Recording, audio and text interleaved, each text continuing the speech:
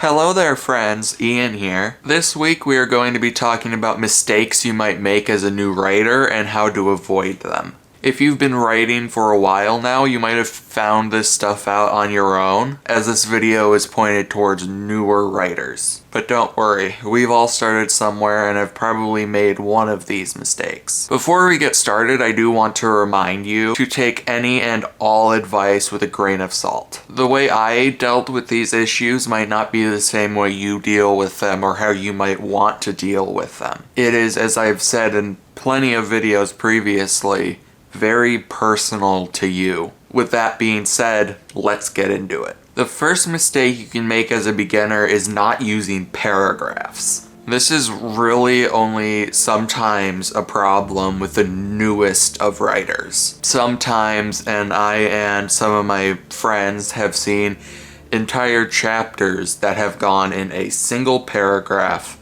for however long. What paragraphs do is give your reader a place to take a break when they're done reading. It gives structure to what they're reading so it doesn't feel all jumbled up into one big wall of text, which is what will become of your writing if you do not have paragraphs. So just make sure you use paragraphs and indents as required. Here's an example of one large paragraph.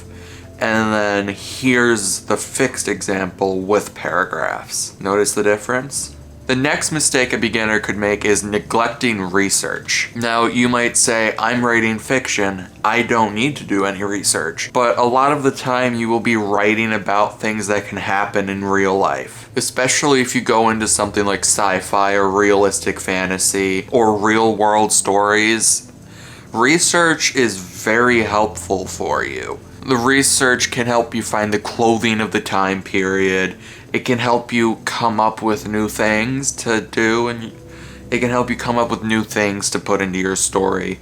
If you do enough research, you can get everything you need for your story and not have to worry about changing anything later on when you realize you may have messed something up. For example, you might think a bone might take only 4 weeks to heal if you've never had a broken bone before.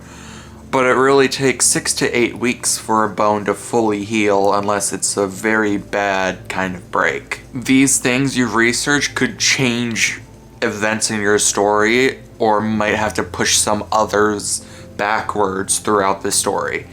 And that's not a bad thing. That's research helping you. The next mistake a beginning writer could make is adding too much unnecessary detail. Now, details are used extensively throughout every story ever written.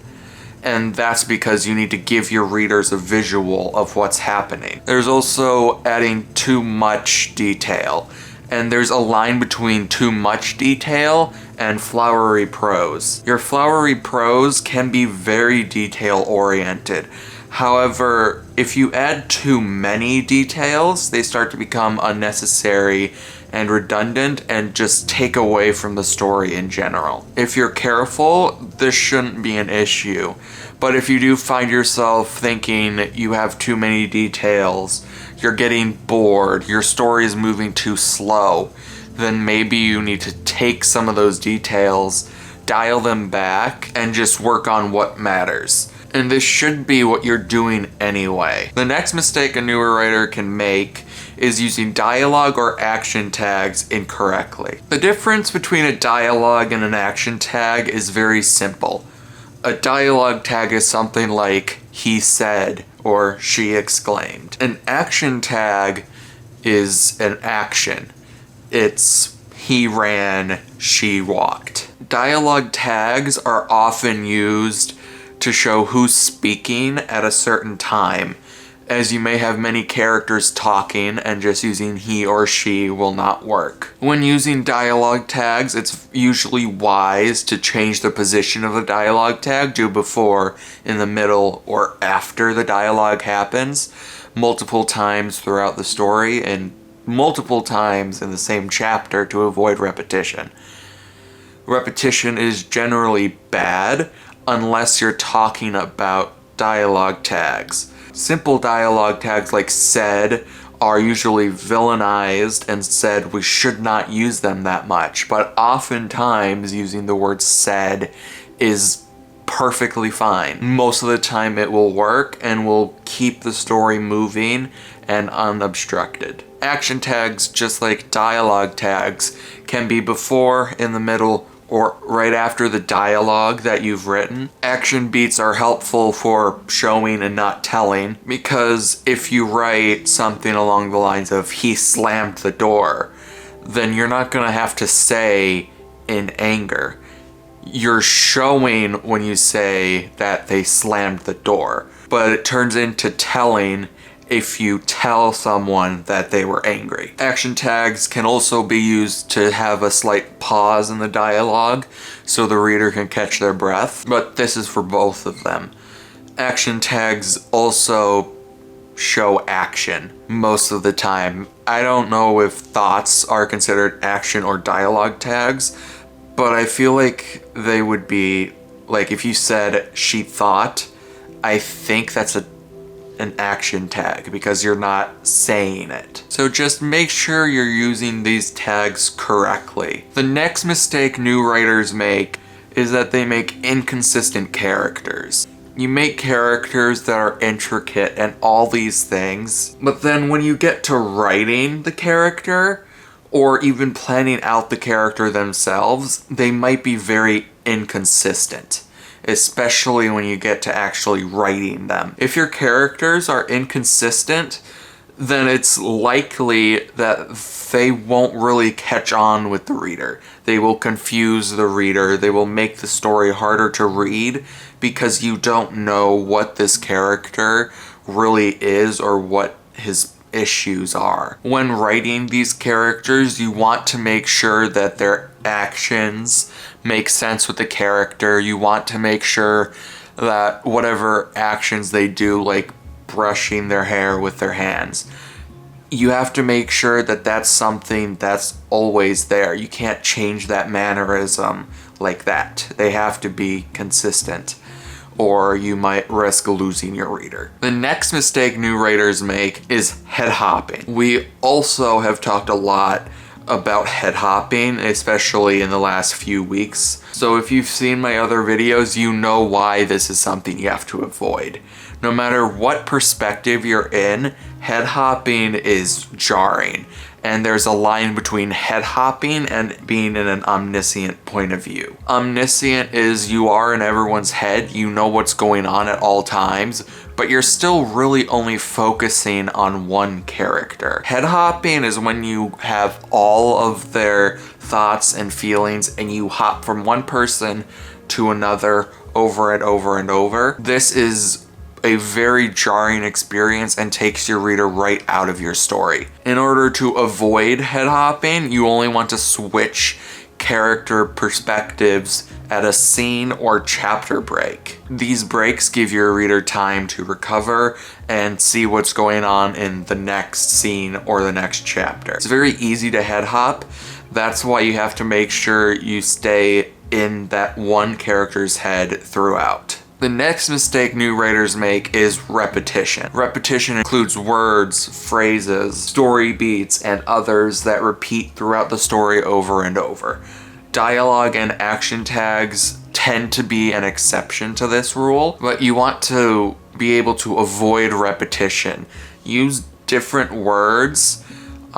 You want to make sure your story does not go over the same thing over and over again, like a loop over trying and failing and trying and failing, that same thing over and over. Repetitive sentence structure is also something you have to avoid, which is easy by switching where the dialogue and action tags sit throughout the dialogue as it's talking. It's easy to get a repetitive thing going as you're writing. Your readers will notice this repetition, so you do have to be very careful with working on it and making sure you don't repeat the same things over and over. The next mistake new writers make is revising while drafting.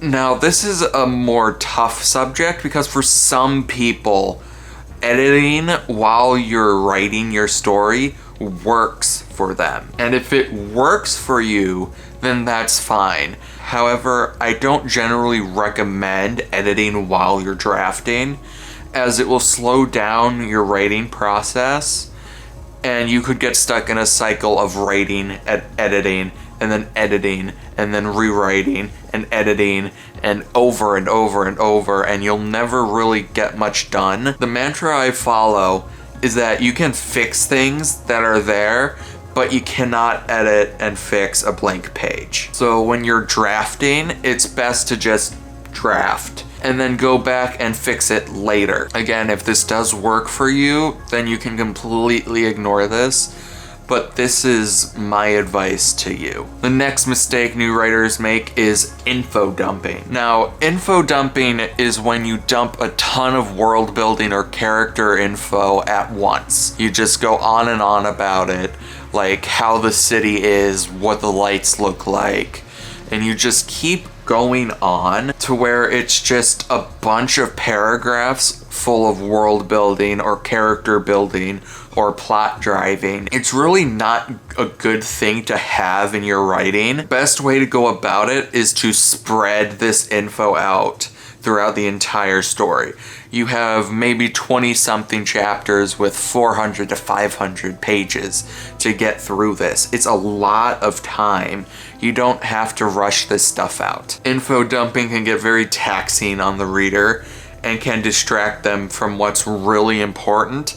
Even though this stuff might become important later, it's not important at the time of talking about it. So you might just be able to leave some information out and sprinkle that in throughout the rest of the storyline. Sometimes, however, info dumping is unavoidable, but when you can avoid it, it's best to avoid it. The next thing new writers make the mistake of doing is trying to be perfect. Perfect is a very personal thing. Not everyone has the same definition of what perfect is. The only perfection is the one you have in your heart, and even then, you can't really find perfection. You can get close to perfection with editing and through all the process of your writing.